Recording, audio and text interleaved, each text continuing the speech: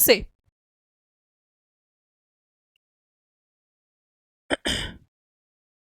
हाँ जी बच्चों, प्लीज चलिए जी, चलिए विथ फुल ऑफ एनर्जी हम रिवाइज करते हैं इंडियन कॉन्स्टिट्यूशन। और कॉन्स्टिट्यूशन ऑफ इंडिया की अगर हम बात करें तो इसके अंदर CSEET लेवल पर थोड़ा सा बेसिक स्ट्रक्चर कॉन्स्टिट्यूशन का दिया है, बेसिक प्रोविजंस है। आगे अगर हम बात करें नेक्स्ट लेवल पे भी कॉन्स्टिट्यूशन है, लेकिन वहां कुछ एडवांस वर्जन्स हैं। Let's start, let's begin with full of motivation. चलिए जी, Indian constitution, constitution of India is the supreme law of India, जिसे हम बोलते हैं सर्वोपरि है। सर्वोपरि मतलब इनसे ऊपर कुछ भी नहीं है। हमारा जो भारतीय संविधान है वो पूरे देश को चलाता है। Entire country is regulated by constitution of India. Constitution of India के जो पिलर्स है वो 3 पिलर्स है। 3 पिलर्स है कॉन्स्टिट्यूशन ऑफ इंडिया के, 3 पिलर है। 3 पिलर क्या क्या है वो? One is executive, legislative and judiciary, जिसके थ्रू हम पूरी कंट्री को रेगुलेट करते हैं। 3 पिलर के ऊपर टिका हुआ है कॉन्स्टिट्यूशन ऑफ इंडिया। उसी के साथ effective date is 26 January and the year is 1950। Latest amendment is not in 2020 but latest amendment is 2023। तो इसके बाद एक और अमेंडमेंट हो चुकी है, दैट इज ऑन 2023 और अमेंडमेंट की जो लेटेस्ट अमेंडमेंट है कॉन्स्टिट्यूशन ऑफ इंडिया की, उसकी मैं ऑलरेडी सेशन ले चुकी हूं। और अगर आप पहली बार सेशन ले रहे हो तो इस वीडियो के डिस्क्रिप्शन बॉक्स में लिंक है, जहां पर आपको अमेंडमेंट सेशन मिल जाएगा। अब धीरे धीरे आगे बढ़ते हुए 2023 में लेटेस्ट अमेंडमेंट हुआ था महिलाओं के सम्मान के लिए, महिलाओं के हम कह सकते हैं राइट्स के लिए, कि महिलाओं को, आपको वुमेन्स को क्या देना पड़ेगा? रिजर्वेशन देना पड़ेगा। अब तो महिलाएं भी इलेक्शन में इलेक्ट करेंगी, अब तो महिलाएं भी पार्लियामेंट में जाएंगी, उनका फिक्स रेशो कर दिया, रिजर्वेशन कर दिया। ये था हमारा आखिरी अमेंडमेंट जो 2023 में हमारा लेटेस्ट अमेंडमेंट है जो कवर किया गया है। अब हम बात करेंगे धीरे धीरे, यहाँ पे वही बच्चे ये एक फास्ट ट्रैक रिवीजन है, सुन लीजिए, आपको सब कुछ आता है, बस लास्ट मोमेंट पे आपको अपने माइंड में रिकॉल करना है। तो आप इस वीडियो को ऑडियो पे डाल के, वीडियो चला के बाद में भी कभी भी जिस दिन कॉन्स्टिट्यूशन रिवाइज करना, ऑडियो चलाओ, कान में लीड लगाओ, रिवीजन कर लो। चलिए जी, अब हम आगे बढ़ेंगे। Focus of constitution of India, focus of constitution of India, भारतीय संविधान का किसके ऊपर फोकस है? तो सबसे पहले fundamental rights, number 2 is a fundamental duties. ध्यान से सुनिए, पहला है फंडामेंटल राइट्स, दूसरा है फंडामेंटल ड्यूटीज और तीसरा है DPSP। DPSP का मतलब होता है directive principles of state policy. Short में इतिहास बताना चाहूंगी, जब हमारा देश आजाद हुआ था, देश आजाद होते वक्त उस समय भारतीय संविधान के अंदर जो भी नागरिक पैदा होगा उसको जन्म सिद्ध अधिकार दिए जाएंगे, जो कि कंपलसरी होंगे, आपको देने ही पड़ेंगे। अगर आप वो राइट्स नहीं दोगे तो उसके पास एक और अधिकार है। बोल दीजिए कौन बच्चा बोलना चाहेगा? इट मींस जब हमारा कॉन्स्टिट्यूशन ऑफ इंडिया बना तो उस समय कॉन्स्टिट्यूशन ऑफ इंडिया ने इंडियन सिटीजन के प्रोटेक्शन के लिए राइट्स दिए और कहा कि तुम जैसे ही पैदा होंगे, पैदा होते ही तुम्हारा जन्म सिद्ध अधिकार होगा, जन्म सिद्ध अधिकार होगा और तुमसे वो कोई छीन नहीं सकता। और अगर किसी ने छीनने की कोशिश करी भी, अगर छीनने की कोशिश करी तो तुम्हें एक और फंडामेंटल राइट दिया जाएगा जिसको रिट पिटीशन बोला जाता है। अगर शायद आपको याद हो, आर्टिकल नंबर 14 से लेके आर्टिकल नंबर 31 तक जो हमारे फंडामेंटल राइट्स हैं उनको प्रोटेक्ट करने के लिए एक और फंडामेंटल है जिसे रिट पिटीशन बोलते हैं, आर्टिकल नंबर 32, जिसके तहत हम सीधा, हमारे राइट अफेक्ट हुए तो हम डायरेक्ट कॉन्स्टिट्यूशन ऑफ इंडिया के तहत आर्टिकल नंबर, अनुच्छेद हिंदी में से अनुच्छेद भी बोला जाता है, अनुच्छेद नंबर 32 के तहत हम सीधा सुप्रीम कोर्ट जा सकते हैं और सुप्रीम कोर्ट का कुंडा खटखटा सकते हैं और बोल सकते हैं, सर इन्होंने हमसे हमारे जन्म सिद्ध अधिकार छीने हैं तो आप हमारे राइट वापस करिए। तो फंडामेंटल राइट्स इट मींस कोई भी अफेक्ट करेगा, आपके पास राइट है कि आप उनके अगेंस्ट सुप्रीम कोर्ट जा सकते हो। परंतु अगर हम बात करें DPSP, हमारा देश जिस समय आजाद हुआ इतना अमीर नहीं था कि सभी अधिकार कंपलसरी कर सके। उन्होंने कहा ये डायरेक्शन होगी, डायरेक्टिव प्रिंसिपल्स होंगे जो स्टेट अपनी नीति रणनीति तैयार करेगी, उनमें इन सिद्धांतों का पालन करते हुए ही आगे बढ़ेगी। तो इसको बोला जाता है DPSP। अगर हम बेसिक डिफरेंस करें फंडामेंटल राइट्स और DPSP में तो फंडामेंटल राइट्स अगर आपके फैक्ट होते हैं तो आप कोर्ट जा सकते हो। डीपीएसपी आपके फैक्ट होते हैं, जैसे कि बहुत सारी बार गवर्नमेंट आती है, गवर्नमेंट कहती है हम आपको फ्री वाईफाई देंगे, फ्री ये देंगे, फ्री वो देंगे। कई बार सरकार जीतने के बाद वादे किए हुए नहीं निभाती, भूल जाती है, तो ऐसी स्थिति में आप उनके अगेंस्ट कोर्ट में नहीं जा सकते भाई और बहनों, आप उनके अगेंस्ट केस फाइल नहीं कर सकते हो। इट मींस तीन बातें। अब उन्होंने कहा भाई साहब राइट्स मिले कि राइट्स मिले, तो ड्यूटी भी रहेगी।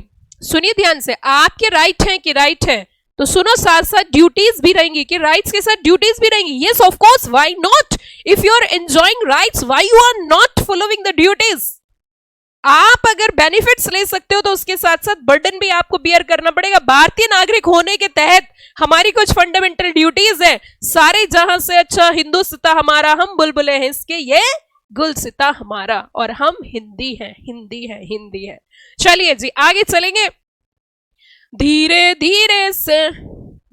धीरे से आगे बढ़ेंगे भाई, जिंदगी का मजा ही काम करने में है। चलिए जी आगे बढ़ते हुए, इट मींस अगर हम बात करें collection of principle, whole system is codified. You know very well in initial stage when I start the Constitution of India, I clearly mention Constitution of India जो टिका हुआ है उसकी there are three pillars. One is the legislative, executive and judiciary. There are three pillars. One is the legislative, executive and judiciary. इन तीन pillar के ऊपर भारतीय संविधान टिका हुआ है। इनमें से अगर कोई भी पिलर हिलेगा भाई साहब हमारा देश हिल जाएगा, हम हिल जाएंगे। इसीलिए ये तीनों पिलर जो हैं इनका अपना अपना कार्य है।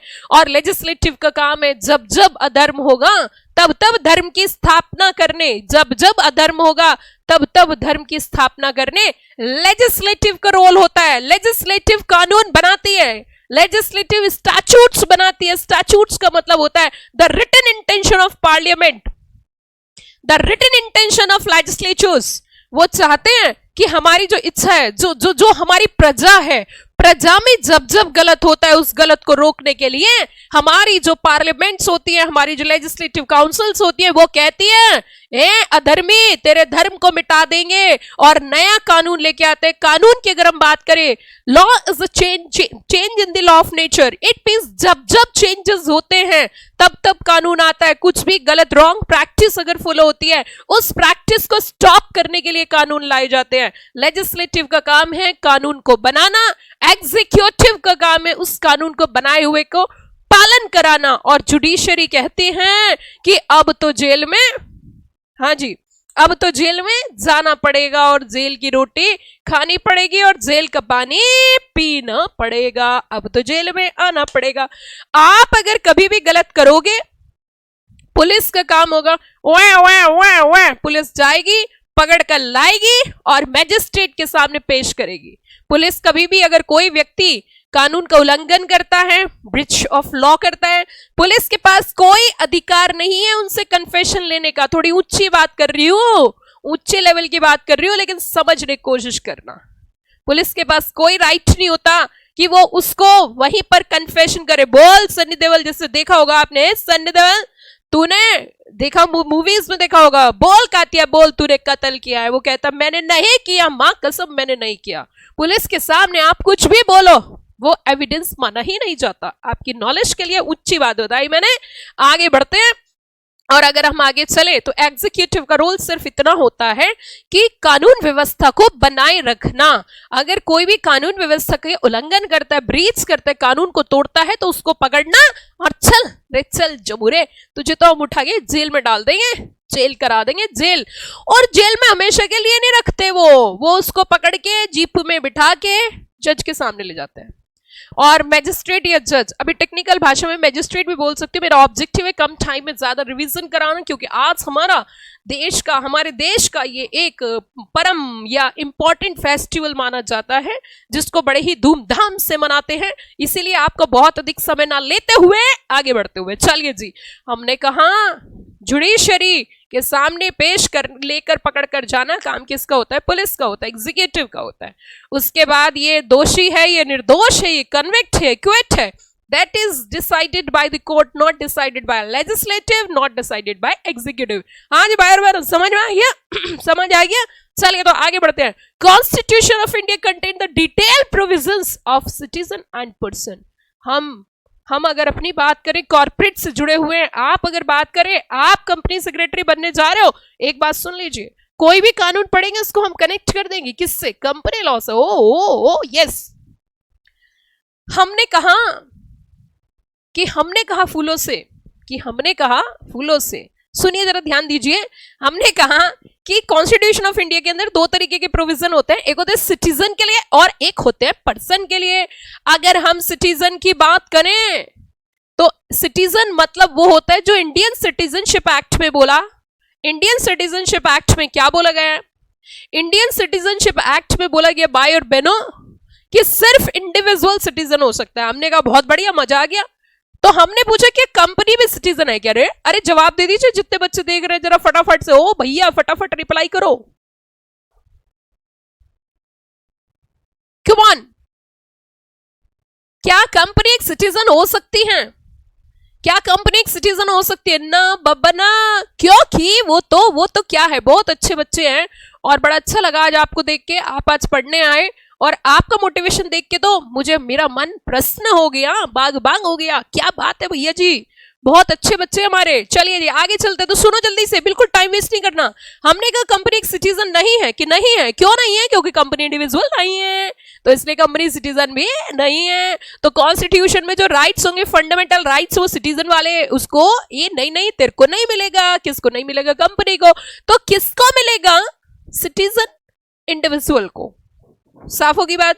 जो फंड, आपने कभी कहा कोई कंपनी ने केस फाइल किया, मेरे को जेल करा दी, कंपनी को जेल में डाल दिया, is it possible? No, never ever. Company is a person in the eyes of law, company is an artificial person. Okay, चलो बुलावा आया है। आगे देखिए, एनालिसिस पर्सन और सिटीजन।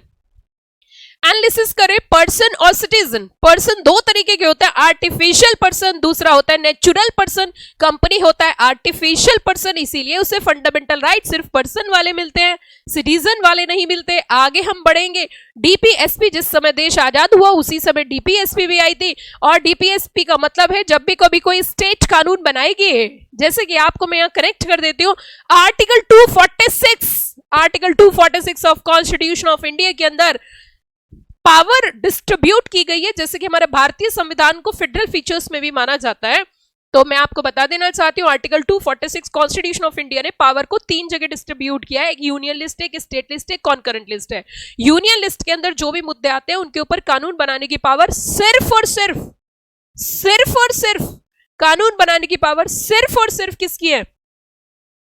सिर्फ और सिर्फ सेंट्रल गवर्नमेंट के। जो भी मुद्दे आपकी स्टेट लिस्ट में आते हैं उनके ऊपर कानून बनाने की पावर सिर्फ और सिर्फ स्टेट गवर्नमेंट के, और कॉन्करेंट लिस्ट में जो भी मैटर्स आते हैं उनके ऊपर कानून बनाने की पावर दोनों गवर्नमेंट के। In case of contradiction between the central the state government always prevail central government. State जब भी कभी कोई कंट्री को चलाने के लिए कोई कानून, कोई नियम बनाएगी, तो उस समय उसको directive principle of state policies का पालन करना पड़ेगा। ओके जी, हाँ जी, चलिए जी आगे चलते धीरे धीरे। ओहो, इतना सारा टाइम कैसे हो गया? चलिए आगे बढ़ते बच्चों। Public authorities drive power from constitution. Public authority में क्या क्या आती है? Legislative, executive, judiciary. आगे, preamble of constitution of India sets aims and aspirations of people. आगे कहा, preamble to the constitution of India, we the people of India having solemnly resolved to constitute India into number 1 sovereign, socialist, secular, democratic। sovereign का meaning होता है संपन्न, सामाजिक, धर्मनिरपेक्ष, लोकतांत्रिक, and republic to secure all citizen justice, social, economical, political, liberty of thoughts, expression, belief, faith and worship. आप हिंदू हो, आप दिवाली मनाइए, आप होली मनाइए, आप गोवर्धन पूजा करिए, आप मुस्लिम हो, आप ईद मनाइए, आप क्रिश्चियन हो, आप क्रिसमस सेलिब्रेट करिए, आप सिख हो, आप अपने तरीके से अपनी वर्शिप करिए। इट मीन्स हमारा भारतीय संविधान सबका साथ, सबका विकास। भारतीय संविधान में ये बात साफ लिखी है कि यहां पर सबका साथ होगा, सबका विकास होगा। अगर कोई भी कानून ऐसा बनाया जाता है जो भारतीय संविधान का उल्लंघन करता है, उस कानून को नल एंड वॉइड और क्वेश्चन कर दिया जाता है। हिंदुस्तान के अंदर एक्सेप्ट नहीं किया जाता। ऐसा कोई भी कानून जो किसी particular caste, particular religion, particular community, particular class को प्रमोट करता हो और दूसरों के राइट्स डिस्क्रिमिनेट करता हो, ऐसे कानून की भारतीय संविधान के अंदर कोई जगह नहीं है। ऐसे कानून को मान्यता हिंदुस्तान में नहीं है। और अगर देश आजाद होने से पहले ऐसा कोई भी कानून था तो उसको या तो पूरे के पूरे को या उसका वो हिस्सा जो भारतीय संविधान के प्रीएम्बल के साथ कॉन्ट्राडिक्ट करता है उसको या तो ग्रहण लग जाएगा, जिसको डॉक्ट्रिन ऑफ एक्लिप्स बोलते हैं, या उसको काट के अलग फेंक दिया जाएगा, जिसको डॉक्ट्रिन ऑफ सेवरेबिलिटी बोलते हैं। मैंने थोड़ी ऊंची बात करी लेकिन बता दिया है कि क्या कहानी है। इसका मतलब जो भी लॉ होगा इंडिया के अंदर वो प्रोटेक्ट करेगा किसके राइट? सबके राइट। आपकी जो भाषा है, आपका जो फेस्टिवल है, आप जिसमें बिलीव करते हो वो फेस्टिवल सेलिब्रेट कर सकते हो, उस भाषा को, जिस भाषा से आप बिलोंग करते हो उसको प्रिजर्व कर सकते हो। हमारे देश के अंदर कोई रोक टोक नहीं है। Fraternity assuring dignity of individual, integrity of the nation. Preamble declare करता है, प्रियम्बल की डिक्लेरेशन है sovereign, secular, independence, legal, political and the power is distributed in two parts, union and the state list. Analysis करते हैं, जनता के द्वारा चुनी गई सरकार जनता ने चुनी, जनता के द्वारा जनता के लिए काम करेगी। इसीलिए अवर government is of the people and for the people and by the people. 3 बातें प्लीज कम ऑन रिप्लाई जल्दी से। Of the, for the end by the. Either constitution having federal or unitary features. Yes, structure of constitution. Federal का मतलब होता है delegation of power. Unitary का मतलब होता है no delegation of power. Crux में अगर हम बात करें, Constitution of India के पास unitary भी और साथ में कुछ federal features भी हैं. Federal features of our constitution are as follows. सबसे पहले dual authority. Dual authority का मतलब होता है two sets of government है. One is a central, second one is a state government. हमारी जो power distribute की गई है वो 3 पार्ट में distribute की गई है. Union list, state list, concurrent list. रटवा दूंगी आपको चैप्टर, कितनी बार रिवाइज किया। 3 पावर में डिस्ट्रीब्यूट की गई है। आर्टिकल बता सकते हो कौन सा आर्टिकल? तो जल्दी रिप्लाई करके बताइए फटाफट से। Article number 246, article number 246। चलिए जी, हाँ आगे बात करते हैं। नेक्स्ट फीचर की अगर हम बात करें, सुप्रीमेसी ऑफ कॉन्स्टिट्यूशन। कॉन्स्टिट्यूशन सर्वोपरि है, legislative, executive, judiciary. It means यहाँ पे भारतीय संविधान को कोई भी कॉन्ट्रडिक्ट नहीं कर सकते। Written constitution, constitution of India क्या है? एक रिटन डॉक्यूमेंट है। Constitution of India is a written document. Independence of judiciary, आगे चलते हैं। The judiciary of our country is totally independent, neither legislative nor executive control the judiciary. हमारी judiciary को कोई भी कंट्रोल नहीं कर सकता, परंतु कुछ स्थिति ऐसी है, ये जो हमारी फीचर्स है यूनिटरी में तब्दील हो जाती हैं। वैसे तो ये फेडरल फीचर्स है परंतु इनको यूनिटरी में तब्दील कर दिया जाता है। क्या क्या जरा देखिए। पहला, अगर नेशनल इंटरेस्ट हो, देश का कोई भी नेशनल इंटरेस्ट आ गया, अगर देश के अंदर कॉन्स्टिट्यूशन का ब्रेक डाउन हो रहा है, कॉन्स्टिट्यूशनल मशीनरी ब्रेक डाउन हो रही है, अगर डिस्प्यूट हो गया 2 और मोर स्टेट गवर्नमेंट और इमरजेंसी, ऐसी स्थिति में ये फेडरल फीचर्स को यूनिटरी में तब्दील कर दिया जाता है। फंडामेंटल राइट्स की अगर हम बात करें, फंडामेंटल राइट्स की बात करें, right to equality, right to freedom, right against exploitation, right to freedom of religion, cultural and educational right. Detail में पढ़ेंगे अभी थोड़ी देर बाद। एक कॉन्सेप्ट देख लेते हैं, कॉन्सेप्ट ऑफ स्टेट, आर्टिकल 12 में डिफाइन किया। और स्टेट्स के अंदर क्या क्या चीजें आती है? Government of India, parliament, government and legislature of each state, local और other authorities within territory of India और under the control of government of India. इसमें क्या क्या चीजें हैं? म्यूनिसिपल बोर्ड है, डिस्ट्रिक्ट बोर्ड है, पंचायत एक्सेट्रा है। Other authority, electricity authority, income tax authority. Corporation acting as instrumentally और agency, government is a state. Supreme court ने कहा कि एक कॉर्पोरेशन भी स्टेट हो सकती है, मतलब एक कंपनी, एक ऑर्गेनाइजेशन भी स्टेट हो सकती है। कि कैसे? कि अगर उसने 6 कंडीशन सेटिस्फाई कर दी तो वो स्टेट कहलाएगी। सुप्रीम कोर्ट का डिसीजन है। अगर उसने कंडीशंस पूरी नहीं करी तो वो स्टेट नहीं कहलाएगी। Are you got the point? Constitution of India के डिसाइडेड केस के तहत अगर उसने कंडीशंस पूरी कर दी तो वो स्टेट कहलाएगी, और अगर उसने कंडीशंस पूरी नहीं करी तो वो स्टेट नहीं कहलाएगी। क्या किया जरा सुनिए। All the capital held by the government, all the capital held by the government government having deep और pervasive control over corporation, corporation enjoy करती है monopoly status, work is of public importance and closely to the government, if department is transferred to the corporation, financial assistance given by the government. it means ये सारी conditions हैं, ये सारी की सारी जो conditions आपको नजर आ रही है, ये सारी की सारी conditions हैं, ये all conditions अगर सारी conditions satisfy कर दोगे, जैसे कि कुछ organizations आपने सुनी होगी, ONGC is a state because it qualify all the 6 conditions which is decided by the Supreme Court. सारी कैपिटल गवर्नमेंट के पास है, गवर्नमेंट का डीप कंट्रोल है, कॉर्पोरेशन एंजॉय करती है मोनोपोली स्टेटस, पब्लिक इंपॉर्टेंस के लिए काम होता है, डिपार्टमेंट अगर ट्रांसफर करते कॉर्पोरेशन को, financial assistance given by the government. Article yes, क्या कॉन्स्टिट्यूशन ऑफ इंडिया के फंडामेंटल राइट्स को जस्टिस ऑफ लिबर्टी की इन्होंने बात करी. आगे हमने कहा लॉज की अगर हम बात करें, दो तरीके के लॉज है, एग्जिस्टिंग लॉज और फ्यूचर लॉज. एग्जिस्टिंग लॉज का मतलब है जो कॉन्स्टिट्यूशन ऑफ इंडिया के बनने से पहले थे. तो मैंने स्टार्टिंग में आपको पॉइंट बताया कि अगर कोई भी कानून है और वो भारतीय संविधान से पहला है, तो हमें एक चीज चेक करनी है, क्या उसके अंदर जो हमारा कॉन्स्टिट्यूशन ऑफ इंडिया है उसके प्रियम्बल से कॉन्ट्रडिक्ट तो नहीं कर रहा. अगर कॉन्ट्रडिक्ट करता है तो उसको पूरे तरीके से कोर्ट डिक्लेयर कर दिए void. Before disregarding laws are inconsistent the fundamental rights, अगर फंडामेंटल राइट्स को अफेक्ट कर रहा है तो पूरे तरीके से क्या कर देंगे, हम उसे वॉइड डिक्लेयर कर दिया जाएगा. क्या डिक्लेयर कर दिया जरा बताना, उसको वॉइड डिक्लेयर कर दिया जाएगा. कॉन्स्टिट्यूशन आने के बाद अगर कोई भी कानून है, फ्यूचर लॉज जो भी है, फ्यूचर लॉज जब भी ड्राफ्ट किए जाएंगे तो कॉन्स्टिट्यूशन आने के बाद वाले state having no power to make any law which inconsistent और डिसरिगार्ड द फंडामेंटल राइट्स, जो कि क्या होंगे, कोई भी कानून अगर बनाया जाएगा तो वो कॉन्स्टिट्यूशन ऑफ इंडिया को क्या नहीं कर सकता, डिसरिगार्ड नहीं कर सकता है. It means constitution of India को डिसरिगार्ड नहीं कर सकता है. ये ध्यान रखने वाली बात है, भारतीय संविधान को डिसरिगार्ड नहीं कर सकता है. अगर कोई भी कानून ऐसा बना भी तो भी क्या कर देंगे, उसे नल एंड वॉइड डिक्लेयर कर देंगे. ओके, सो आगे चलते हैं. अब हम यहाँ पे भारतीय संविधान मतलब कॉन्स्टिट्यूशन ऑफ इंडिया के राइट्स की बात करेंगे.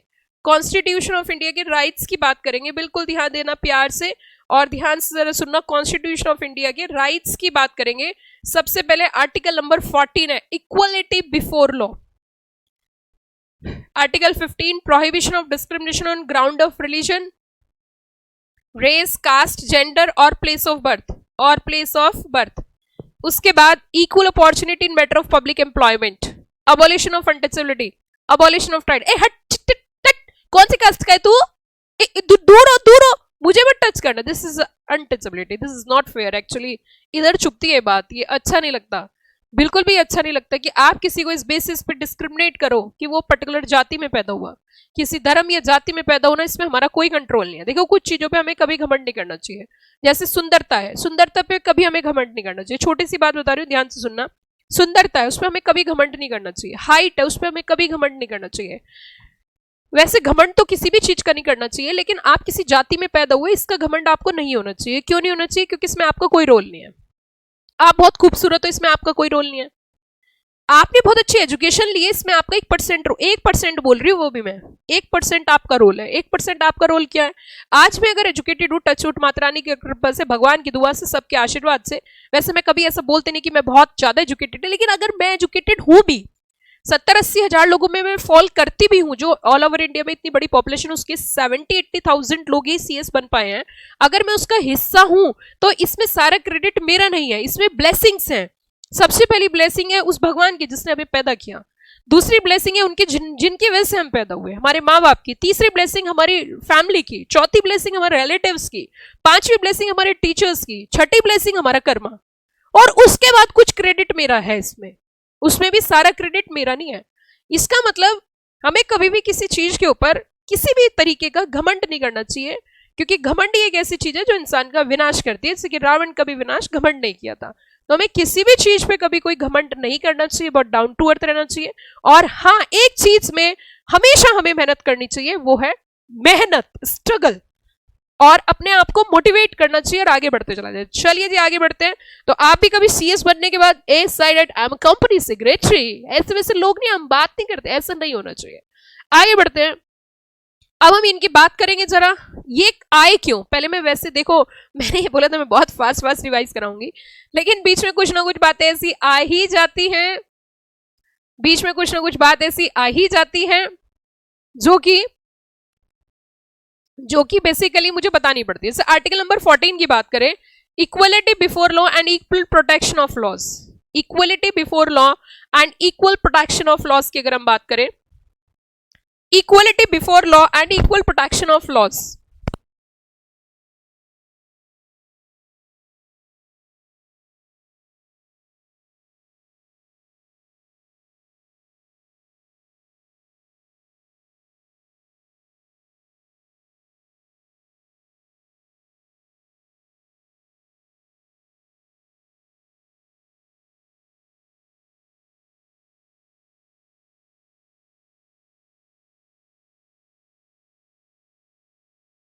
हाँ जी बच्चों, अगर हम बात करें यहाँ पे equality before law and equal protection of laws, बच्चों इक्वलिटी बिफोर लॉ की मतलब क्या है कि जो भी कोई कानून बनाया जाएगा हमारे देश के अंदर, वो कानून जो है हमारा सबके लिए इक्वल होना चाहिए। Every person whatever be his rank और position is subject to the jurisdiction of ordinary court.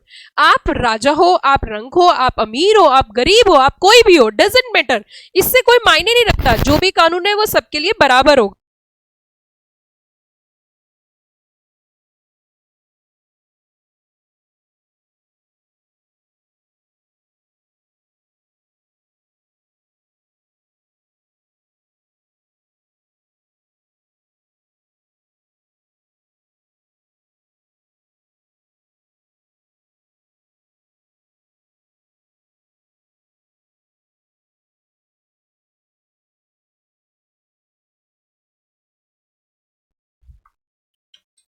हाँ जी बच्चों, तो हमने यहाँ पे कहा कि every person whatever be his rank और position is subject to the jurisdiction of ordinary courts. आगे कहता है equal protection shall be secure to all persons in the territorial jurisdiction of the union, enjoyment of their rights privilege without favouritism और discrimination. इन्होंने कहा था कि एक तो कोई भी कानून ऐसा नहीं हो सकता जो कि किसी के लिए अलग से इक्वल राइट्स रखता हो, अलग से फेवरेटिज्म हो और दूसरे को डिस्क्रिमिनेट करते हो। मैंने शुरू में भी आपको बताया था जो भी व्यक्ति है सबको इक्वली ट्रीट करना है, लेकिन इसके भी कुछ एक्सेप्शंस आपको देखने को मिलेंगे कि कुछ कानून सिर्फ इसलिए ही बनाए जाते हैं जो वुमेन्स को, शेड्यूल कास्ट को, शेड्यूल ट्राइब्स को या चिल्ड्रंस की प्रोटेक्शन के लिए होते हैं। फिर उसके बाद आर्टिकल नंबर 15 कहता है बच्चों, स्टेट कभी भी डिस्क्रिमिनेट नहीं करेगी। स्टेट का मतलब क्या, जो अभी अभी हम पढ़ के आए थे, स्टेट में गवर्नमेंट, हमारी यूनियन टेरिटरी, हमारी पार्लियामेंट, हमारी स्टेट लेजिस्लेचर सब आ जाती है। तो आर्टिकल नंबर 15 की अगर हम बात करें, नॉट डिस्क्रिमिनेट, किसको डिस्क्रिमिनेट नहीं करेगी, सिटीजन को। इसका मतलब ये स्पेशल राइट जो है ना सिटीजन के लिए है। डिस्क्रिमिनेट नहीं करेगी किस बेसिस पे, religion, race, caste, place of birth और जेंडर के बेसिस पे डिस्क्रिमिनेशन नहीं होगा। कोई भी सिटीजन के राइट्स डिप्राइव नहीं किए जाएंगे, किस बेसिस पे, religion, race, caste, place of birth और जेंडर। वो क्या एसेस कर सकते हैं, shop, public restaurants, hotels, place of public entertainment. It means आप वहां जाने से उनको रोक नहीं सकते कि ये पर्टिकुलर कास्ट का है, इसकी प्लेस ऑफ बर्थ ये है, इसका जेंडर ये, इस बेसिस पे आप उन्हें रोक नहीं सकते। उसी के साथ साथ कोई भी कुआं, तालाब, बावड़ी, bathing guards, roads, public amusement जो सरकारी पैसे से बना है, वहां पर जाने से भी आप किसी के ऊपर ये रोक नहीं लगा सकते कि इसकी कास्ट ये है, जेंडर ये तो यहाँ का रहने वाले, तो वहां का रहने, यूपी का, बिहार का, बंगाल का, महाराष्ट्र का, आप इस बेसिस पे उसको वहां जाने से रोक नहीं सकते। क्योंकि हमारा भारतीय संविधान आज से कितने साल पहले, 1950 के 49-50 के आसपास की बात है, उस समय जो हम नहाने जाते थे, हम नहीं मतलब मैं तो थी नहीं, उस समय जो लोग नहाने जाते थे बाथिंग गार्ड्स का प्रयोग करते थे, कुओं का, तालाब का, बावड़ी का प्रयोग किया जाता था। अब क्या, अब तो टैप चलाओ, पानी पी लो फटाफट, सब चीज अवेलेबल है।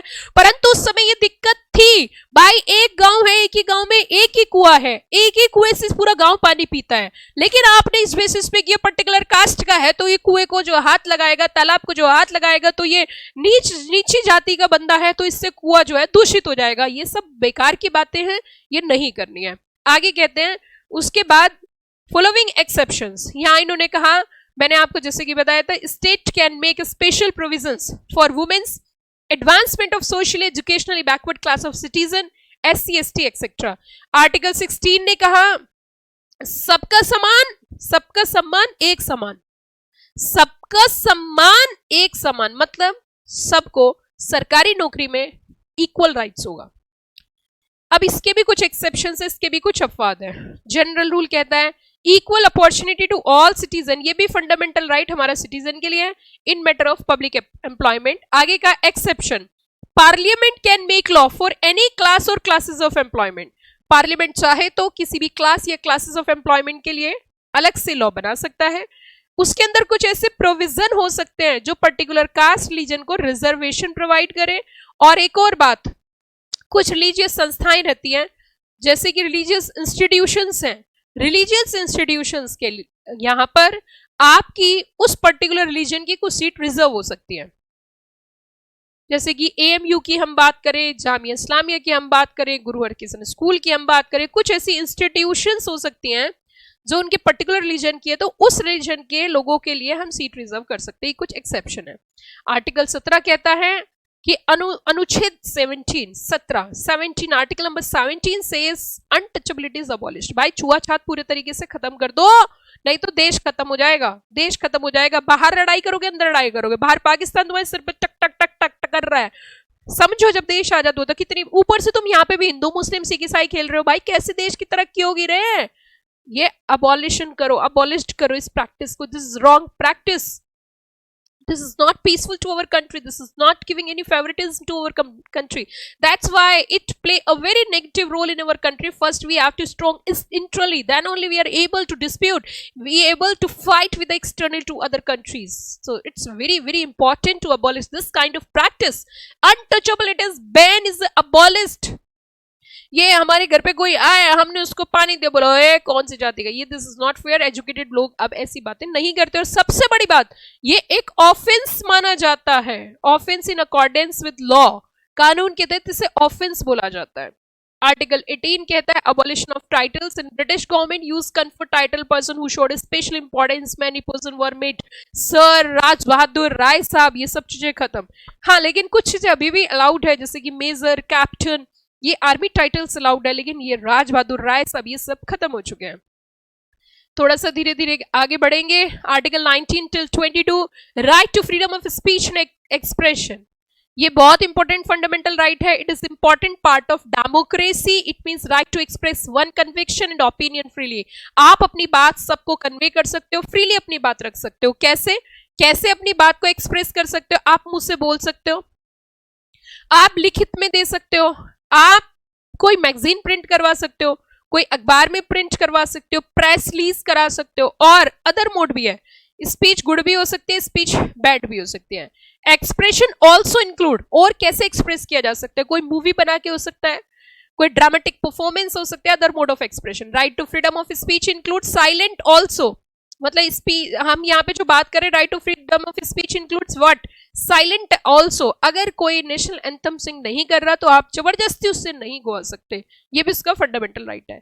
यहाँ पे कुछ रिस्ट्रिक्शंस है, कुछ एक्सेप्शंस है, जैसे कि sovereignty and integrity of India, security of state, friend relation with foreign states, public order, decency, morality, contempt of court, defamation और इंसाइटमेंट ऑफ एन ऑफेंस। मैं आपको बता देना चाहती हूँ, भारतीय संविधान में संशोधन किया गया, अमेंडमेंट किया गया, और दो चीजें अलग से मैंने आपकी अमेंडमेंट सेशन में भी कवर किया है।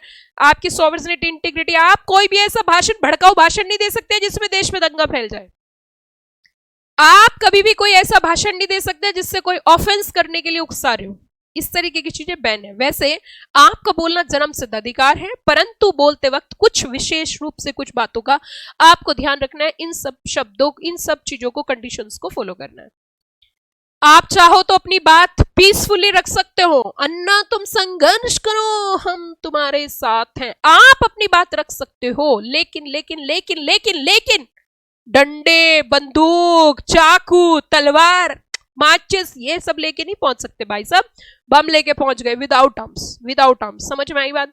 रीजनेबल रिस्ट्रिक्शन है इसमें भी, देश की एकता एवं अखंडता को ध्यान में रखते हुए, पब्लिक ऑर्डर को ध्यान में रखते हुए। आगे आप चाहो तो सुनना जरा ध्यान से। Article 19C right to form association includes union. Form association union is guaranteed so that people form a group of people having some interest. Some reasonable restrictions are there. Number 1 is sovereignty, integrity, public order, morality. इन चीज का आपको विशेष रूप से ध्यान रखना है। आगे हम बढ़ेंगे आर्टिकल नंबर 21 की तरफ। ये कहता है कि हर एक व्यक्ति की अपनी पर्सनल लाइफ होती है, लिबर्टी होती है, बिना किसी, सुनना ध्यान से, बिना किसी लीगल जस्टिफिकेशन के आप किसी को अरेस्ट करके जेल में नहीं डाल सकते। सुन लीजिए ध्यान से, अगर उस व्यक्ति की सामने वाले कोई गलती नहीं है तो आप उठा के जेल में नहीं पटक सकते कि अब तो जेल में जाना पड़ेगा और जेल की रोटी खानी पड़ेगी और जेल का पानी पीना पड़ेगा। भाई बिल्कुल गलत है। This is completely unfair and it gives protection by the fundamental rights. Article number 21 clearly says it's our life, it's our fundamental right to live and personal liberty. It says no person shall be deprived of his life और personal liberty except in accordance with law without the legal justification. आप किसी को बिना किसी की गलती के आप उसे अरेस्ट नहीं कर सकते, और कर लिया तो ये आपके फंडामेंटल राइट का ब्रीच है।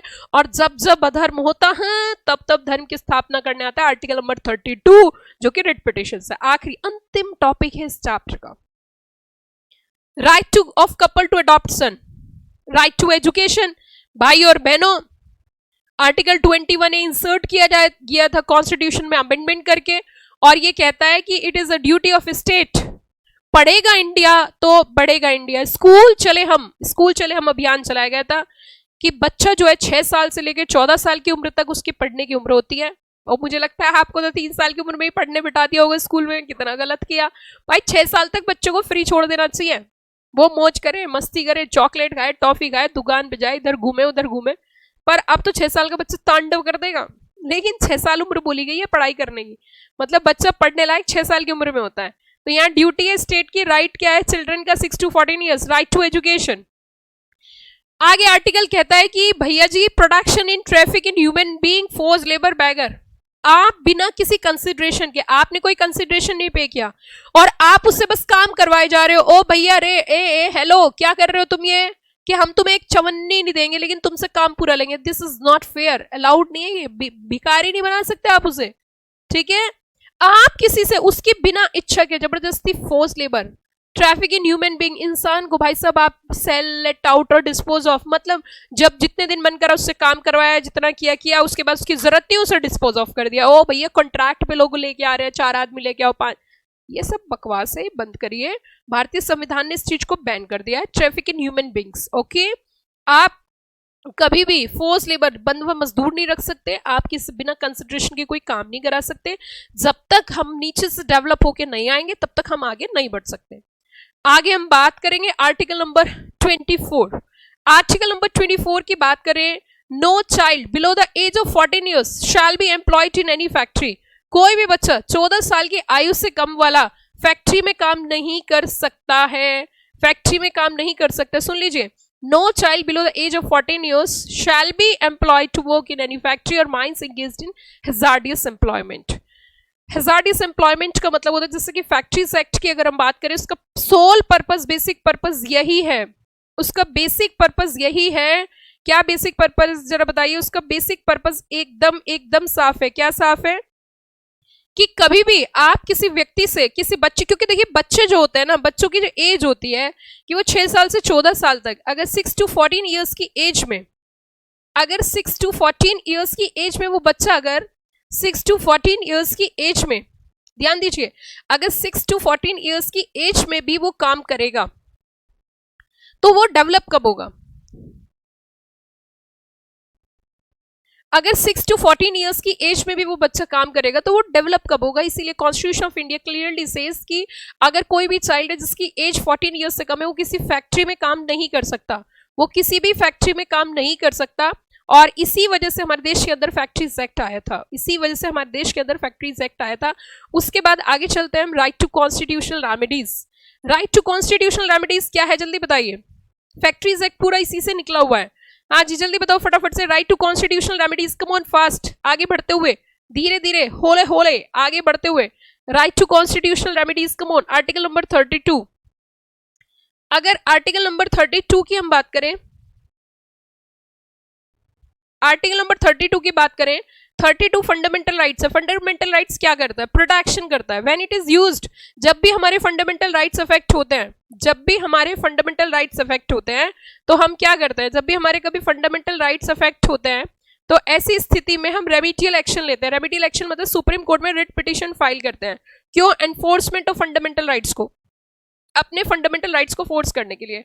फिर उसके बाद हम बात करेंगे DPSP. DPSP are guidelines to the government to lead country. आगे कहते हैं it is the duty of state to follow these principles while making laws. Constitution of India के 3 गोल है, social, economic, political justice. Social, economic और political justice. अगले वाला political justice है।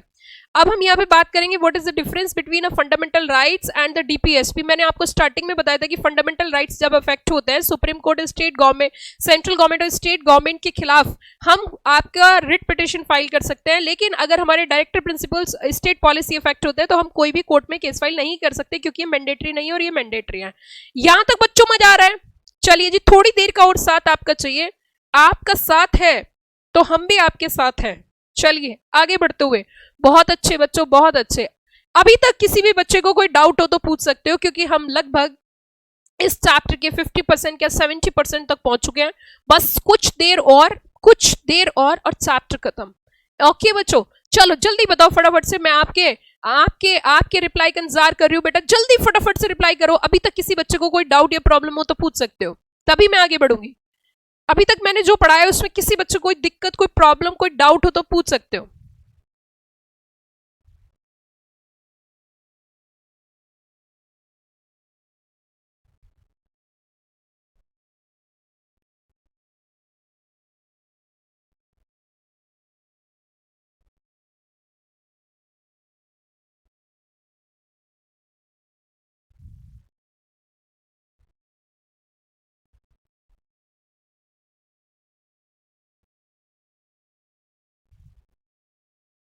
मे I proceed for next topic?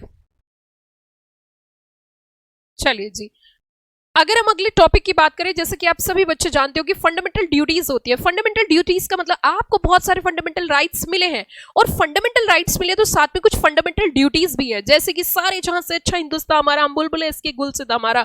हम तेजी तेजी से पढ़ रहे हैं क्योंकि आज हमारा एक इंपॉर्टेंट फेस्टिवल है, जैसे कि आप सभी जानते हो। लेकिन इसके बावजूद भी अगर आप पढ़ने आ रहे हो तो क्या बात है, बहुत ही अच्छे बच्चे हैं। रेमिडीज अभी हम आगे चल के पढ़ेंगे बेटा। कॉन्स्टिट्यूशनल रेमिडीज अभी हमारी खत्म नहीं हुई है, हम आगे चल के पढ़ेंगे। बहुत अच्छा लगा आपका मोटिवेशन लेवल देख के, और मुझे बड़ी खुशी हुई है कि आज भी बच्चे पढ़ रहे हैं। क्या बात है, बार बार बारंबार आपका बहुत बहुत स्वागत। चलिए जी आगे चलते हुए, चलिए सबसे पहले फंडामेंटल ड्यूटी क्या है? सबसे पहली fundamental duty, come on fast reply. सबसे पहली फंडामेंटल ड्यूटी क्या है? Abide constitution, protect it's ideals, national flag, national anthem. It means ये हमारे भारतीय संविधान की के तहत हमारी ड्यूटी है कि अगर हम इंडियन सिटीजन हैं तो सारे जहां से अच्छा हिंदुस्तान हमारा, हम बुलबुले इसके, ये गुलसिता हमारा। It means national anthem, national flag की हमें प्रोटेक्शन करनी चाहिए। आगे हमारे जो जितने भी नोबल आइडियल्स हैं which is inspired our nation struggle for freedom, you know very well. जैसे कि आप जानते हो भगत सिंह हैं, आपके लाल बहादुर शास्त्री जी हैं, बहुत सारे ऐसे लोग हैं जिन्होंने हमारे देश में एक मेजर रोल प्ले किया, एक अहम भूमिका निभाई है देश को आजाद करवाने से लेके देश को आगे बढ़ाने तक। उन सब के नोबल आइडियल्स को हमें आगे बढ़ाना चाहिए, बच्चों को आगे तक लेके जाना चाहिए। देश की एकता एवं अखंडता का विशेष रूप से हमें ध्यान रखना है। To uphold the protect the sovereignty integrity of India. हमें यहाँ देश में जो रहना है, जैसे कि आप सभी बच्चे जानते हो, to uphold and protect the sovereignty and integrity of India. हमें यहाँ पे जो रहना है कॉमन हार्मनी और ब्रदरहुड। मतलब क्या होता है इसका कि हिंदू, मुस्लिम, सिख, ईसाई सभी हैं भाई भाई, सबको जो है ना कुछ इस तरीके से हमें रहना है यहाँ पे, ताकि आपस में डिस्प्यूट ना हो, आपस में लड़ाई ना हो। उसी के साथ साथ आगे हम चलेंगे थोड़ा सा। To defend country and render national services. जब भी मेरे देश को मेरी जरूरत होगी, मेरे खून का एक एक कतरा मेरे देश के काम आएगा, एक एक कतरा मेरे देश के काम आएगा। To preserve and rich heritage of composite culture, to promote improve national environment includes forest, lakes, rivers and wild life. उसी के साथ to safeguard public property, to absorb the violence, to promote opportunity for education to one's child. ये भी amendment से डाली गई थी duty कि हम बच्चे को पढ़ने का अपॉर्चुनिटी देंगे। आर्टिकल 5 के अंदर सिटीजनशिप है, और इसके अंदर बोला गया है कि was born in territory of India, या आपके पेरेंट्स पैदा हुए थे, या आप ऑर्डिनरी रिसाइड कर रहे हो मिनिमम 5 years, तो वो डोमिसाइल में मतलब एक तरीके से सिटीजन में आ जाता है। पार्लियामेंट के 2 हाउसेज होते हैं, वन इज अ आपका parliament plus 2 houses upper house and lower house. उसी के साथ साथ पावर ऑफ प्रेसिडेंट की अगर हम बात करें, administrative power, military powers, legislative power, judicial power. बेटा अभी कॉन्स्टिट्यूशनल रेमेडीज हम आगे चल के कवर करेंगे, मैं फिर से पढ़ाऊंगी। ऑर्डिनेंस की बात कर लेते हैं। ऑर्डिनेंस की बात कर लेते हैं। प्रेसिडेंट के पास भी पावर होती है और गवर्नर के पास। ऑर्डिनेंस का मतलब होता है टेम्परेरी लॉ। फिर से सुन लीजिए, ऑर्डिनेंस का मतलब होता है बच्चों टेम्परेरी लॉ। टेम्परेरी लॉ का मतलब होता है जो कुछ दिनों के लिए आया है, क्योंकि हमारा पार्लियामेंट अभी सेशन में नहीं है, जैसे पार्लियामेंट सेशन में आता है वो खत्म कर दिया जाता है। तो इट मींस अगर हम राज्यसभा की बात करें 12 members nominated by president, 238 representative of state. Lok Sabha की बात करें 552। काउंसिल ऑफ मिनिस्टर जैसे कि आप जानते हो पीएम, और उसी के साथ साथ मिनिस्टर्स होते हैं जो अपॉइंट करते हैं president. Not exceed 50% of total number of house of people. फिर उसके बाद अब ये वाली चीज ना थोड़ी सी चेंज हुई है, और जो कि मैंने आपको अमेंडमेंट में भी कवर कराई है। अमेंडमेंट में मैंने यही टॉपिक आपको कवर कराया था कि यहाँ पे थोड़ा सा बदलाव है। और हाउसेस की हम बात करते हैं, लेजिस्लेचर्स इन स्टेट। अगर लेजिस्लेचर्स इन स्टेट की हम बात करें तो जैसे कि हमने कहा था कि कुछ स्टेट्स ऐसी है जहां पे 2 हाउसेस हैं, और कुछ स्टेट ऐसी है जहां पे सिर्फ एक ही हाउस है। 2 हाउसेस नहीं है, सिर्फ एक ही हाउस है। तो इट मींस ये थोड़ा सा मैंने चीजों को आपको ब्रशअप कराया था अमेंडमेंट रिविजन सेशन में, और हमने यहाँ पे कवर भी किया था।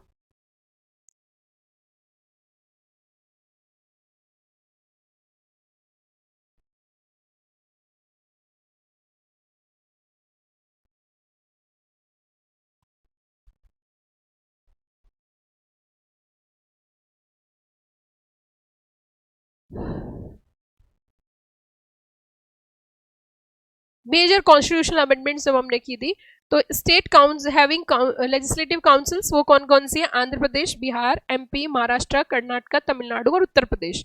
ये कुछ ऐसे हाउसेस हैं जहाँ पे 2 हाउसेस है, अदरवाइज बाकी के स्टेट पे सिंगल हाउस है। बाकी के स्टेट पे सिंगल हाउस है, यहाँ पे कुछ ऐसे हैं जहाँ 2 हाउसेस हैं। गवर्नर की अगर हम बात करें, governor is appointed by president, term up to the pleasure of president. Governor के पास भी पावर्स की अगर हम बात करें, एग्जीक्यूटिव, लेजिस्लेटिव और जुडिशियल तीनों पावर्स होती है सबमर्सिबल पिटिशंस वगैरह के लिए। जुडिशरी की हम बात करें, supreme court, high court, subordinate, civil और क्रिमिनल दोनों तरीके की होती है। अपीलेंट जुरिस्डिक्शन सिविल और क्रिमिनल, हाई कोर्ट के पास दोनों तरीके की जुरिस्डिक्शन है, सिविल मैटर्स के भी, क्रिमिनल मैटर्स के भी। उसी के साथ साथ थोड़ा सा और आगे बढ़े अगर हम, तो बच्चों ध्यान देना होगा, डिस्ट्रिक्ट कोर्ट की अगर हम बात करें, डिस्ट्रिक्ट जज, एडिशनल डिस्ट्रिक्ट जज।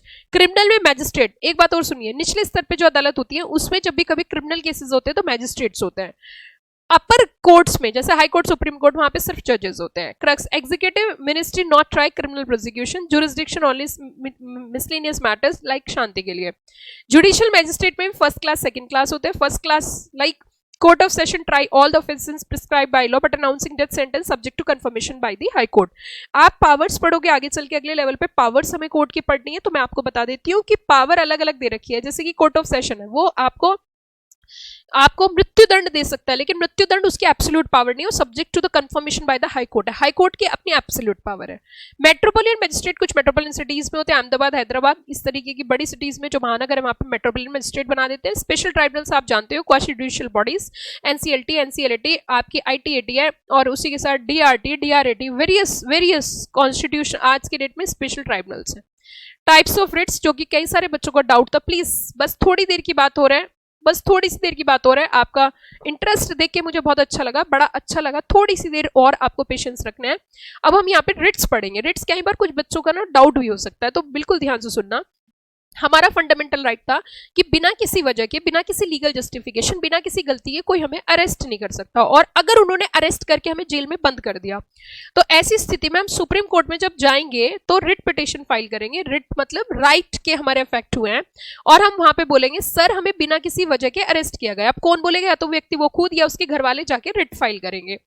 Is the body is the remedy available to person who is detained without legal justification, मतलब उसे बिना किसी लीगल कारण के आपने अरेस्ट कर लिया है, तो यहाँ पे वो रिट फाइल करता है। अब इसके बदले जज जो है क्या इशू करेंगे? वो बोलेंगे कि आपने इस व्यक्ति को बिना किसी वजह के अरेस्ट किया, तो फटाफट से इसे छोड़िए, क्योंकि इसका फंडामेंटल राइट है कि बिना किसी वजह के आप किसी को अरेस्ट नहीं कर सकते। तालियां, बहुत बढ़िया। इट मींस, अब सुनिए जरा ध्यान से, order issued by the court to a person who has detained to produce a body later serve it. आपको उसे छोड़ना ही पड़ेगा। मिस्टर ए को उठा के जेल में डाल दिया, अब जब जेल में डाल दिया तो वो खुद जाएगा, भाई खुद जाएगा, या फिर उसके लीगल रिप्रेजेंटेटिव जाएंगे कोर्ट में, और कोर्ट में जाके रिट पिटिशन फाइल करेंगे, सर जी बिना किसी वजह के मुझे जेल में डाल दिया। तो जो जज बोलेंगे लिव इट, आप इसे छोड़िए फटाफट से। आगे बढ़ते हैं, रिट ऑफ मैंडेमस। मैंडेमस जैसे कि आपने एक मूवी शायद देखी होगी, आपने मूवी देखी होगी बाहुबली। बाहुबली में आपने देखा होगा कि कटप्पा को आदेश दिया गया था राजमाता द्वारा कि आपको बाहुबली को मारना है, ठीक है। तो यहाँ पे कटप्पा ने माता जी का आज्ञा का पालन किया था और उन्होंने ऐसा किया था। इसी तरीके से जब भी कभी ऊपर से कमांड आती है तो उसका पालन करना पड़ता है। अगर कोई भी कॉरपोरेशन, कोई भी कोर्ट अपने दायरे को सही तरीके से इस्तेमाल नहीं करी, सही तरीके से इस्तेमाल करके नहीं जा रही है, अपने दायरे का, अपनी पावर्स का सही इस्तेमाल नहीं कर रही है,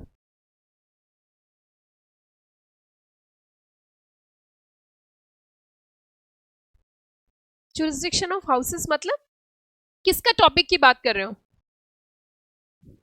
किसका जुरिस्डिक्शन बेटा, किसका जुरिस्डिक्शन? आदित्य द्वार से किसका जुरिस्डिक्शन? आगे चलते हैं। इट मींस अगर हम बात करें रिट ऑफ मैंडेमस, तो यहां पे इन्होंने कहा जब भी कभी कोर्ट इस तरीके का अपनी पावर का सही तरीके से इस्तेमाल नहीं कर रही है तो ऐसी स्थिति में पब्लिक ड्यूटी को फॉलो नहीं कर रही है। किस मतलब जुरिस्डिक्शन ऑफ हाउसेस है ओनली, मतलब किसका जुरिस्डिक्शन, टॉपिक बताइए ना। उसके बाद रिट ऑफ प्रोहिबिशन की अगर हम बात करें, writ of prohibition, writ of prohibition का मतलब क्या होता है? पी और सी, दो चीजें मैंने सिखाई थी, पी और सी। पी और सी, पी और सी का मतलब क्या? Prevention is better than cure. अगर कभी भी कोई भी इंफीरियर कोर्ट, सुनना ध्यान से, इंफीरियर कोर्ट अपने दायरे के बाहर जाके, किस टॉपिक की बात करें बेटा? टॉपिक बताओ ना आप, आदित्य टॉपिक डालिए, किस टॉपिक से की क्वेरी है आपकी, फिर मैं क्लियर करूंगी। तो रिट ऑफ प्रोहिबिशन की अगर हम बात करें, कभी भी अगर कोई भी कोर्ट अपने दायरे के बाहर जाकर कोई भी डिसीजन सुनाने वाली होती है, हो सुनाया नहीं है, तो उस डिसीजन को वहीं रोक दिया जाता है कि आप अपने दायरे के बाहर जा रहे हो, उसको वहीं स्टॉप करा दिया जाता है। तो इसे बोलते हैं writ of prohibition. When tribunal act with or without or in excess of jurisdiction in violation of rules of laws.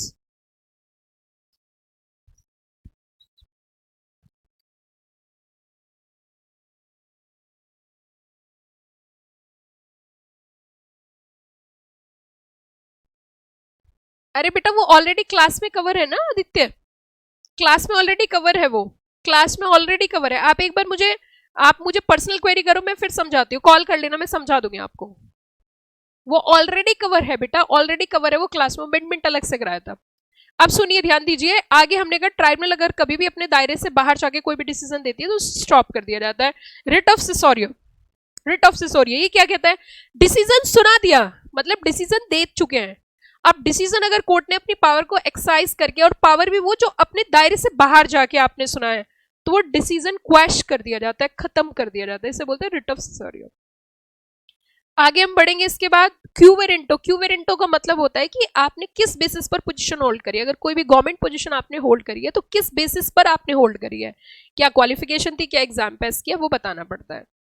ये होती है रिट ऑफ क्यूवेरेंटो। आगे हमने दोनों फंडामेंटल राइट्स के बीच में अगर अंतर करें, आर्टिकल 226 जो होता है, तो वहां पे आपको हाई कोर्ट में जाना होता है, वहां किसी भी राइट के अगेंस्ट आप हाई कोर्ट जा सकते हो। लेकिन आर्टिकल 32 के अंदर पिटीशन फाइल की जाती है सुप्रीम कोर्ट में। पिटीशन कहां फाइल की जाती है? सुप्रीम कोर्ट में फाइल की जाती है, सिर्फ फंडामेंटल राइट्स के अगेंस्ट। लेकिन आर्टिकल 226 में कोई भी राइट अफेक्ट होता है, आप जा सकते हो हाई कोर्ट। ठीक है बच्चों, इसके साथ साथ आपको बहुत बहुत बधाई, हमने बड़ी ही स्पीड से कॉन्स्टिट्यूशन ऑफ इंडिया को अच्छी तरीके से कम समय में रिवाइज कर लिया है। क्या किसी भी बच्चे को कोई डाउट हो तो पूछ सकते हो? Anybody having any doubt you can ask me frankly. किसी भी बच्चे को अगर किसी प्रकार का कोई डाउट है तो you can ask me frankly without hesitation. हाँ जी बच्चों, कोई डाउट किसी बच्चे को? फटाफट से बताइए, एनीबडी हैविंग एनी डाउट?